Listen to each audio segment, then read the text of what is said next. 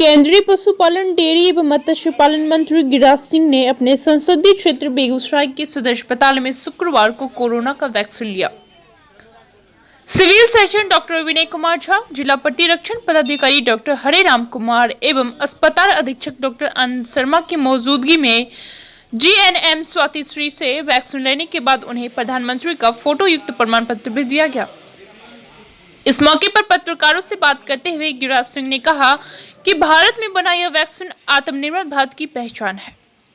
प्रधानमंत्री नरेंद्र मोदी के आत्मनिर्भर भारत के वैज्ञानिकों द्वारा बनी इस वैक्सीन की सराहना WHO सहित पूरी दुनिया कर रही है।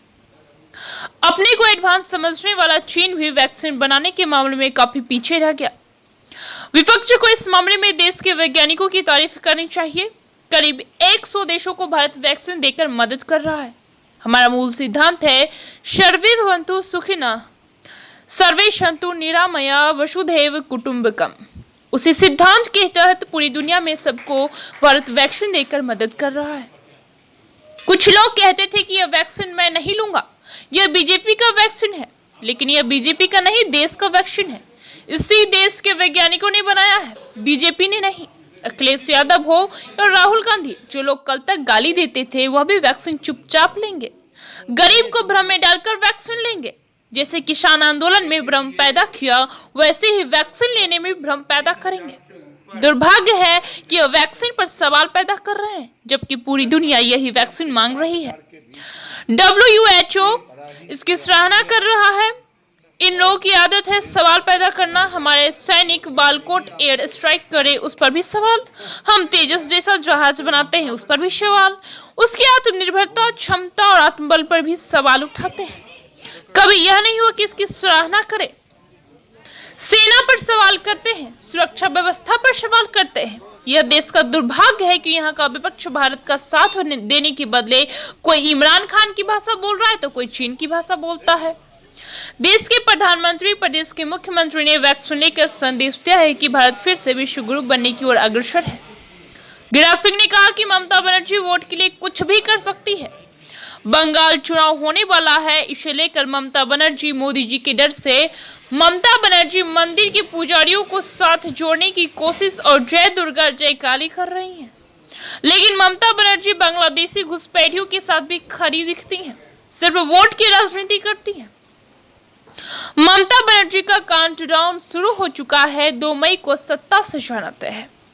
एक खास वर्ग के वोट के सहारे वह सत्ता की कुर्सी पर आना चाहती हैं, लेकिन वहां के मतदाता इसे कभी स्वीकार नहीं करेंगे। राहुल गांधी द्वारा कॉर्पोरेट को फायदा पहुंचाने के लिए टैक्स बढ़ाए जाने का सवाल उठाए जाने पर गिरिराज सिंह ने कहा कि राहुल गांधी को खुद पता नहीं कि वह क्या बोलते हैं। कभी बोलते हैं कि देश में यह मंत्रालय नहीं है, वह मंत्रालय नहीं है।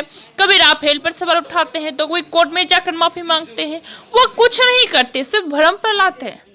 जनता उनके झूठ तो समझ चुकी है। बेगूसराय में बढ़ते अपराध पर चिंता जताते हुए उन्होंने कहा कि जिला प्रशासन से बातचीत कर अपराध पर रोक लगाने का दबाव बनाएंगे। BNP न्यूज के लिए अमधेश कुमार की रिपोर्ट। वोट के खातिर वो कुछ भी कर सकती है। आज मैं देश के प्रधानमंत्री नरेंद्र मोदी को धन्यवाद दूंगा कि उनके कारण गुजरात के चुनाव में राहुल गांधी ने कोर्ट के ऊपर जनेऊ पहन लिया। ममता बनर्जी मंदिर के पुजारियों के साथ जुड़ने की कोशिश और जय दुर्गा जय माता जय काली की नारा लगा रही हैं। लेकिन ममता बनर्जी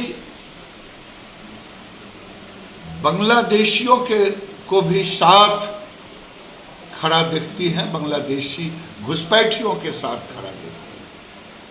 तो वोट बैंक की राजनीति कभी ये नहीं कहती कि 2016 के चुनाव में उनके एक नेता, शायद फरीद या क्या नाम था, उन्होंने डॉन अखबार के पत्रकार के सामने कलकत्ता के एक कॉलोनी में जाकर के कहा था मैं ले चलता हूँ कराची आपका, तो डॉन पाकिस्तान का। कभी उसको कंडेम नहीं किया, कभी उस पर कार्रवाई नहीं की। आज चुनाव आया है, मोदी जी के डर से जय काली, जय दुर्गा, जय शिव, जय विष्णु सब बोल रही हैं, लेकिन घुसपैठियों के साथ भी खड़ा दिख रही हैं। अब ममता बनर्जी का काउंटडाउन शुरू हो गया है, 2 मई को सत्ता से जाना तय। क्या लग रहा है कि बीजेपी की 200% एक खास वर्ग के वोट के लिए, एक खास वर्ग के वोट के सहारे सत्ता की कुर्सी पर आना चाहती हैं। वहाँ का मतदाता जो है वो कभी स्वीकारेगा। राहुल गांधी को खुद पता नहीं है वो क्या बोलते हैं।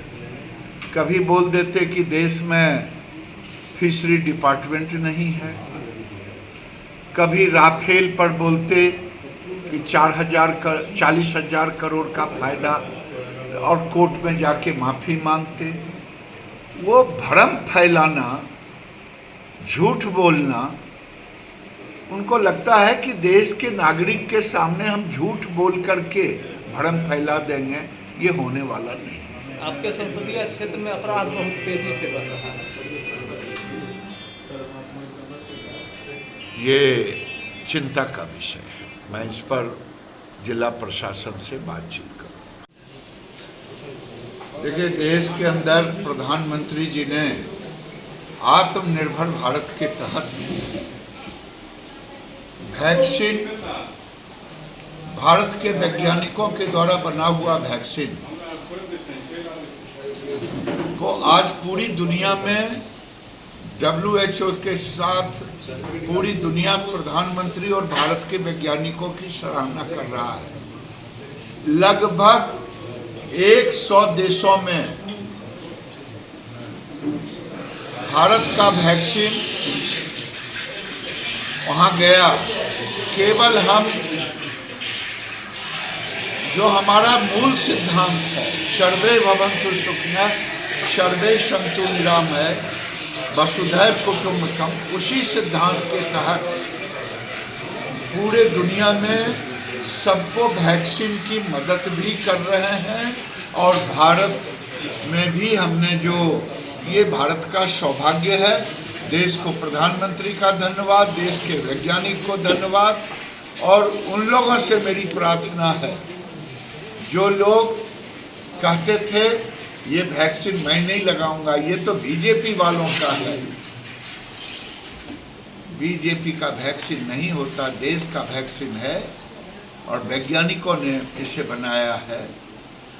ये सौभाग्य है कि हम उन वैज्ञानिकों को अपना वैज्ञानिक मानते हैं। और चाहे अखिलेश यादव जी हों, चाहे राहुल गांधी, अखिलेश यादव, जो लोग कल तक गाली देते थे, वो वैक्सीन लेंगे, चुपचाप लेंगे, गरीब को भ्रम डालेंगे, गरीब में भ्रम पैदा करेंगे, जैसे किसान आंदोलन लेके कर रहे हैं। लगातार सवाल भी खड़ा कर रहा है वैक्सीन को लेकर विपक्ष, तो उस पर क्या कहेंगे? दुर्भाग्य है, ये एक तरफ वैक्सीन पर सवाल खड़ा कर रहे हैं, दूसरे तरफ पूरी दुनिया वैक्सीन हमसे मांग रहा है। WHO इसकी सराहना कर रहा है। वैसे इनका फितरत है, इनकी आदत है सवाल खड़ा करना। चाहे हमारे सैनिक बालाकोट पर स्ट्राइक करें तो भी सवाल खड़ा करते हैं, चाहे हम अपना तेजस जैसा जहाज बनाते हैं उसके भी निर्भरता पर, उसके भी सक्षमता पर, उसके भी आत्मबल पर इनको कभी ये नहीं हुआ कि भारत आज आत्मनिर्भर भारत के तहत कोवैक्सीन पर भी सवाल उठाते। हमारे जो सुरक्षा कर्मी हैं, जो हमारी सीमा की सुरक्षा सेना कर रहे हैं, पैरामिलिट्री कर रहे हैं, ये सब चीज़ पे सवाल खड़ा करते। इस देश का दुर्भाग्य है कि यहाँ का विपक्ष भारत का साथ देने के बजाय कोई इमरान की जुबान बोलता, कोई चाइना की बात करता।